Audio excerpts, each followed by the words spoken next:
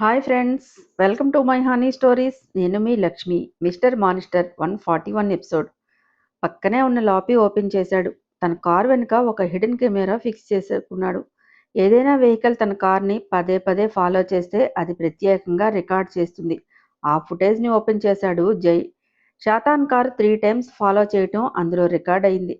మిగతాదంతా నార్మల్గానే ఉండటంతో అది ఎక్కడి నుంచి ఫాలో చేస్తుందో చూశాడు. తమ కార్ పక్క స్ట్రీట్ దాటగానే ఒక 50 అడుగుల డిస్టెన్స్ మెయింటైన్ చేస్తూ ఆఫీస్ వరకు రావటం కనిపించింది. వెంటనే లేచి బాల్కనీలోకి వెళ్లి తన ఇంటి ఎదురుగా ఉన్న అపార్ట్మెంట్ వైపు తీక్షణంగా చూశాడు. జైకి అర్థమైంది, తమ ఎదురు అపార్ట్మెంట్ నుండే తనను వాచ్ చేశాడని. క్షణం కూడా ఆలస్యం చేయకుండా బయటకు వెళ్లి కారు స్టార్ట్ చేసి ముందుకు పరుగులు తీయించాడు. పక్క స్ట్రీట్లో ఉన్న అపార్ట్మెంట్ దగ్గర కారు ఆపి కిందకి దిగి బయటే ఉన్న వాచ్మెన్ని పిలిచాడు. జై ఎవరో తెలిసి కంగారుగా వచ్చి ఎస్ సార్ అంటూ వినయంగా అన్నాడు. ఫోన్లో ఉన్న కార్ పిక్ చూపించి ఈ కార్ ఓనర్ ఉండేది ఏ ఫ్లాట్లో అని అడిగాడు. వాచ్మెన్కి తెలుస్తుంది కదా ఎవరి కారు ఏదని, అందుకే. అది చూడగానే ఇది 5th ఫ్లోర్ అవుతుంది సార్, కానీ ఫ్లాట్ ఖాళీ చేసేశాడే అని చెప్పాడు. ఎప్పుడు ఖాళీ చేశాడు అనగానే ఉదయమే సార్. ఆ ఫ్లాట్ కీస్ నీ హ్యాండ్ ఓవర్లో ఉన్నాయా అన్నాడు. ఉన్నాయి సార్, కానీ కానీ అంటూ నసిగాడు. వాడో క్రిమినల్ అని నీకు తెలుసా? మన స్టేట్ వాడు కాదు అని నీతో ఎప్పుడైనా మాట్లాడా? ఎలా ఉంటాడు? నువ్వు చూసావా అంటూ ప్రశ్నించాడు జై. క్రిమినల్ అనగానే భయంతో గుటకలు మింగుతూ మొహం ఎప్పుడూ చూడలేదు సార్, మాస్క్ ధరించేవాడు అని చెప్పాడు. వాడి క్రిమినల్ కాబట్టే మాస్క్తో తిరిగాడు. కీసివ్వు, నీకు వచ్చిన భయం ఏం లేదు అన్నాడు జై. ఒక్క నిమిషం సార్ అని అతని రూమ్ దగ్గరికి పరిగెత్తాడు. అతని వెనకే లోపలికి వెళ్ళాడు జై. కీస్ తెచ్చిస్తూ నేను రానా సార్ అన్నాడు. వద్దులే అంటూ లిఫ్ట్ వైపు వెళ్ళాడు. తెలియని వాళ్ళకి రెంట్కి ఇస్తే ఇలానే ఉంటుందనుకుని అక్కడే కూర్చున్నాడు వాచ్మెన్. షాతాన్ ఉన్న ఫ్లాట్ డోర్ ఓపెన్ చేసి లోపలికి వెళ్ళాడు. ఫర్నిచర్తో సహా రెంట్కి ఇస్తారు కదా, అలాంటిదే ఆ flat. Bed, mini fridge, AC, ఇతరత్ర సామాన్లన్నీ ఉన్నాయి. అన్నీ పరీక్షిస్తూ వెళ్తున్నాడు జై. బెడ్రూమ్కి వెళ్ళి వార్డ్రోబ్లు ఓపెన్ చేశాడు. అన్నీ ఎంటీగా దర్శనమిచ్చాయి. పరుపెత్తి చూశాడు. ఏవేవో పేపర్స్ కనిపించాయి. వాటిని బయటకు తీశాడు. అవి ఇంతకు ముందు ఉన్నవాళ్ళు కావటంతో కింద పడేసి అసహనంగా కళ్ళు మూసుకొని, ఎంత తెలివైన వాడైనా ఏదో ఒక మిస్టేక్ అయితే తప్పకుండా చేస్తాడు. అదేంటో గెస్ చేయి జై, చూడు అని అనుకొని మళ్ళీ వెతకటం మొదలుపెట్టాడు. చిన్న కవర్ దొరికింది. అది చేతిలోకి తీసుకొని చూశాడు. అందులో ఒక రిసిప్ట్ ఉంది. అది చూడగానే జై మొహం క్రూరంగా మారిపోయింది. అది పాకెట్లో పెట్టుకుని బయటకు వచ్చి లాక్ వేసి వెళ్ళాడు. కారు ఎయిర్పోర్ట్కి వైపు పరుగులు తీయిస్తూ వినీల్కి కాల్ చేశాడు. లిఫ్ట్ చేసి హలో జై అనగానే నేను బెంగళూరు వెళ్తున్నా వినీల్, నువ్వు డాడ్ వాళ్ళకి తోడుగా ఉంటావా అన్నాడు. నేను ఇక్కడే ఉన్నాను జై, నువ్వు వర్రీ అవ్వకు. ఓకే థ్యాంక్స్ వినీల్ అని కాల్ కట్ చేసి కార్ని పరుగులు తీయించాడు. కట్ చేస్తే మైత్రి హౌస్లో ల్యాండ్ అయ్యాడు బాబు. జై ఎవరో తెలియక ఎవరు బాబు మీరు అని మర్యాదగా అడిగింది మైత్రి మదర్. నీ కూతురెక్కడా అని రౌద్ర వదనంతో అడిగాడు. మీరెవరంటే చెప్పకుండా ఏంటి రుబాబు తన లేదు అని విసుగ్గా చెప్పింది. ఉందని నాకు తెలుసు ఏ అని. ఏ మైత్రి అని కోపంగా పిలిచాడు. కాదు, కొంప అదిరేలా అరిచాడు. రూమ్లో క్యాట్ వాక్ చేస్తున్న పిల్లి ఆ అరుపుకి అదిరిపడింది. కంగారుగా డోర్ తీసుకుని బయటకు వచ్చి కిందకు చూసింది. చంద్ర నిప్పులు కక్కుతున్న జైని చూడగానే గుండె జట్ స్పీడ్లో కొట్టుకుంది. ఏయ్ కిందకి రావే అంటూ అరిచాడు. కాళ్ళు షివరవుతూ అడుగు ముందుకు పడినంటూ మొరాయిస్తుంటే అలాగే నిలువు గుడ్లేసుకుని చూస్తోంది మైత్రి పాప. తను రాకపోవటంతో సహనం చచ్చి జై 3 స్టెప్స్కి ఒక అంగలో వేసుకుంటూనే పైకి వెళ్ళి జుట్టు పట్టుకుని గుంజుతూనే ఏంటే నకరాలు దొబ్బుతున్నావు అంటూ బరబరా కిందకి ఈడ్చుకొచ్చాడు. ఏ ఎవరు నువ్వు? మా బేబీని వదులు, సెక్యూరిటీ అని అరిచింది ఆమె మదర్. ఏయ్ చూప్ అంటూ గాండ్రించాడు జై. జై క్రోధవదనం చూడగానే హడలిపోయిందామె. జై లీవ్ మీ అంటూ చేతి మీద కొడుతోంది మైత్రి. జుట్టు వదిలి ఈడ్చి చెంప మీద కొట్టాడు జై. ఒక్క షాట్కే అమ్మా అంటూ ఆర్తనాదం చేస్తూ తాటాకు బొమ్మలా ఎగిరి 10 అడుగుల దూరంలో పడింది. కళ్ళ ముందంతా బ్లర్ బ్లర్గా కనిపిస్తూ చెవిలో గుయ్యమనే గూడ్స్ ట్రైన్ వెళ్లే శబ్దం వస్తోంది. దగ్గరకు వెళ్ళి వంగి మైత్రి జుట్టు పట్టుకుని పైకి లేవదీశాడు. చెప్పు, సుపారీ గ్యాంగ్ను వేసుకుని ఎందుకు వచ్చావు? నా వైఫ్ను కిల్ చేయిద్దామనే కదా అంటూ మళ్ళీ ఇంకో షాట్ పీకాడు. గుండెల్లో ఆటం బాంబు పేలింది జైకి. నిజం ఎలా తెలిసిందా అని అనుకుని ఒక పక్క చెంపదెబ్బ పెయిన్తో కన్నీళ్లు కారుస్తూనే షివరవుతూ ఏమంటున్నావు జై? నేను సుపారీ గంగని తీసుకురావడం ఏంటి అని బుకాయించింది మైత్రి. బాబు నీకు దండం పెడతాను, నా బిడ్డను వదిలే అంటూ వేడుకుందామె. ఏ నీ బిడ్డవేనా ప్రాణాలు, ఎదుటి వాళ్ళు ప్రాణాలు కాదా అంటూ అరిచాడు జై. నిందలు వేయకు, వదులు అంటూ గింజుకుంది మైత్రి. ఏంటే వదిలేది అని పక్కనే ఉన్న సోఫా ఎడ్జికేసి తల బాధేస్తూ, బ్లడీ రోగ్, దేనికే మేమంటే నీకు పగ? నీ జోలికి వచ్చామా, నిన్ను కదిలించామా? అనవసరంగా మీరంతా కలిసి నా ఫ్యామిలీని టార్గెట్ చేస్తుంటే నేను చూస్తూ ఊరుకుంటానా? ఏమనుకున్నావే, ఈ జయదేవ్ ఇంటికే రౌడీ మూకను వేసుకొస్తావా? మీ అందరి పైశాచికత్వానికి బలి అవడానికేనా మేము ఉన్నది అంటూ ఆడది అనే కనికరం లేకుండా తుక్కు రేగొట్టాడు. అతని కోపానికి మైత్రి పాప బలైంది. బాబు బాబు చచ్చిపోతుంది, వదిలే, నీ కాళ్ళు పట్టుకుంటా అంటూ వేడుకుంది మైత్రి మదర్. ఇదేనా నీ పెంపకం? ఆడపిల్లంటే నా మిధులా ఉండాలి, దీనిలో ఎంత క్రూయాలిటీ దాగి ఉందో చూస్తావా అంటూ బిగ్గరగా అరిచి, చూడండి అని పాకెట్ నుండి ఫోన్ తీసి సీసీ ఫుటేజ్ చూపిస్తూ, చూడండి ఎంతమందిని వేసుకొచ్చిందో అన్నాడు. శాతాన్ వెళ్ళాక సీసీ క్యామ్స్ నార్మల్గానే వర్క్ చేశాయి. ఆ కార్లు వెళ్ళాక మైత్రి వచ్చింది తన గ్యాంగును వేసుకుని. అక్కడంతా నానా బీభత్సంగా ఉండడం చూసి, మేడం ఇక్కడేదో జరిగింది అన్నాడు లీడర్లా ఉన్నవాడు. మెరిసే కళ్ళతో, అంటే నా ఎనిమి చంపేశాడా అని ఎగ్జైట్ అయింది. కాదు మేడం, కిడ్నాప్ చేసినట్టు ఉన్నాడు, చూడండి సెక్యూరిటీ అంతా సోయి లేకుండా పడి ఉన్నారు, ఏదో మత్తు ఇచ్చారు అని చెప్పాడు వాడు.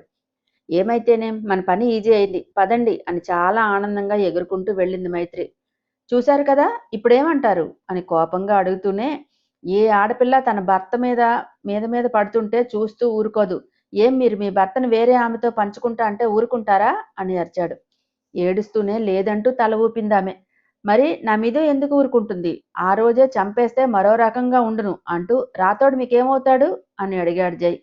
మా మేనల్లుడు అందామె. వాణ్ణి మా మీదకు యుద్ధానికి పంపింది ఇదేనా అంటూ కింద పడి చిన్నగా వెక్కుతున్న మైత్రిని చూపించాడు. చిన్నగా తల పంకించిందామె. మీ మొహం చూసి దీన్ని కొన ఊపిరితోనైనా వదిలాను, వాడికి హెల్ అంటే ఏంటో చూపిస్తాను అని చెప్పండి అని కోపం తీరక ఈడ్చి తన్నాడు జై. మొత్తానికే స్పృహ కోల్పోయి వెక్కిళ్ళు ఆగిపోయాయి ఆమె నుండి. హెయిర్లో వేళ్లు పెట్టుకుని లాక్కుంటూ బయటకు వచ్చేశాడు జై. మైత్రి అంటూ పరుగును వెళ్ళి ఒడిలోకి తీసుకుని బోరుని ఏడుస్తూనే, నీ మొండితనంతో ఈ రోజు ఈ స్థితికి తెచ్చుకున్నావు.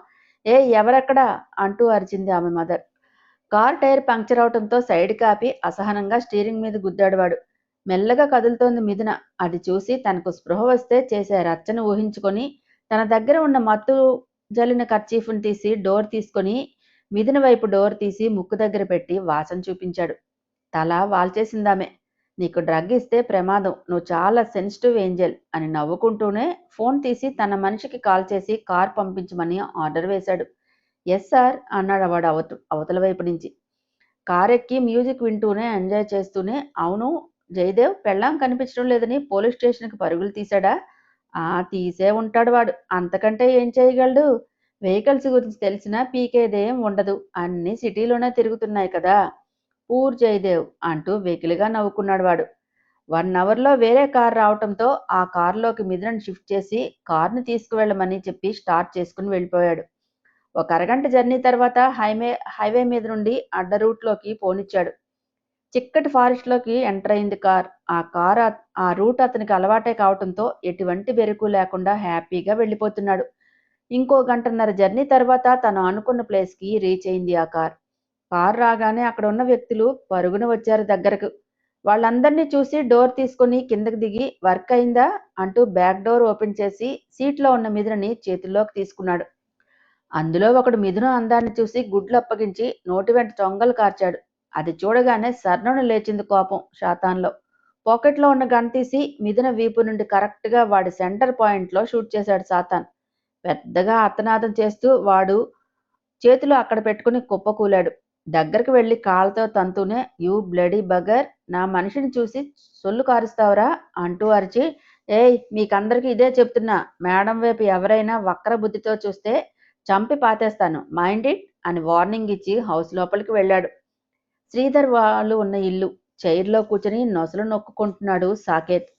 పాకెట్లో హ్యాండ్స్ పెట్టుకుని అటూ ఇటూ తిరుగుతూ తీవ్రంగా ఆలోచిస్తున్నాడు జై. రాతోడి 15 డేస్ నుండి సిటీలోనే ఉన్నాడు, ఇప్పుడు కూడా ఇక్కడే ఉన్నాడు, లైవ్లో నువ్వు కూడా చూసావు. వాడు కాదంటే ఇంకెవరు జై? ఏదో మిస్ చేస్తున్నావు నువ్వు, బాగా ఆలోచించు అన్నాడు Saketh. Nothing is wrong Saketh, ఏదో లింక్ మిస్ అవుతోంది, అదే నాకు అర్థం కావడం లేదు అని అసహనంగా అన్నాడు జై.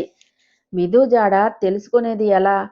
వాడెవడో కూడా తెలియకుండా ఎలా చేరేది అని పెళ్లి చేసుకుందనే మాటే గాని ఒక్కరోజు కూడా మనశ్శాంతిగా ఉన్న పాపాన పోలేదు అది. ఏదో సమస్య. ఫస్ట్ నువ్వు, ఇప్పుడు నీ చుట్టూ ఉన్నవాళ్ళు. ఒక ఆడపిల్ల లైఫ్ మరీ ఇంత టిపికల్‌గా ఉంటుందా? స్టడీ అప్పుడు ఆ రోజు అలా చేశాడు. పెళ్ళయ్యాక ఈ సంత అని ఫ్రస్ట్రేట్ అయ్యాడు సాకేత్. మరి బాధ ఉంటుంది కదా సాకేత్ అన్నట్టు.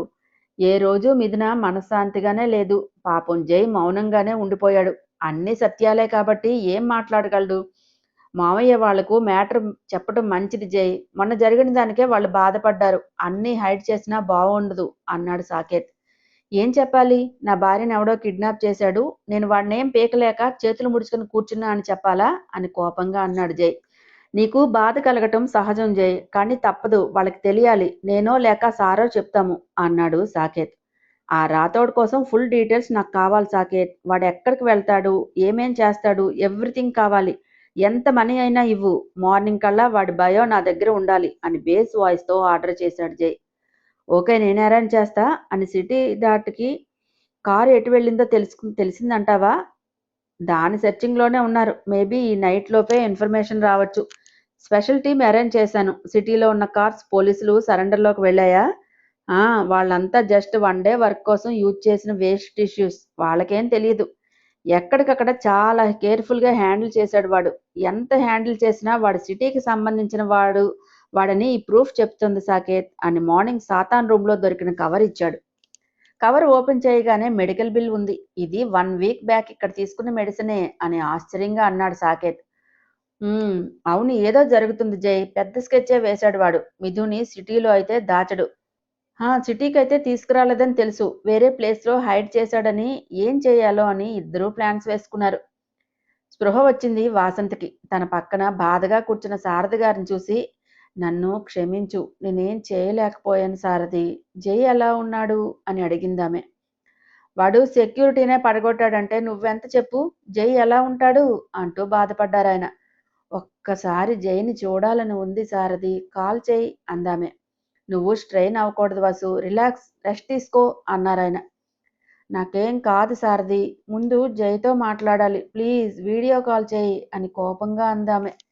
కరవకు, చేస్తున్నా. అందరూ మొండివాళ్లే నా ప్రాణానికి అంటూ విసుక్కుంటూనే జైకి కాల్ చేశాడు సారథి. లిఫ్ట్ చేసి, హలో డాడ్, అమ్మకి ఎలా ఉంది అని అడిగాడు. నాన్న జై అంటూ గద్గద స్వరంతో పిలిచింది వాసంతి. మా, డోంట్ ఎమోషనల్, మిథుకి ఏమీ కాదు, నేను కానివ్వను కదూ అన్నాడు. జై, నేను చాలా ప్రయత్నించాను నాన్న, నా వల్ల కాలేదు అని కన్నీళ్లు కారుస్తూ చెప్పింది. అయినో మా, వాడి కళ్ళలో చాలా క్రూరత్వం కనిపించింది నాన్న. వాడు మిథు వైపు చూసే చూపులు చూస్తుంటే తను ఎప్పటి నుంచో తెలుసు అన్నట్టు ఉన్నాయి అంటూ షాతాన్లో తను చూసినవన్నీ చెప్పింది వాసంతి.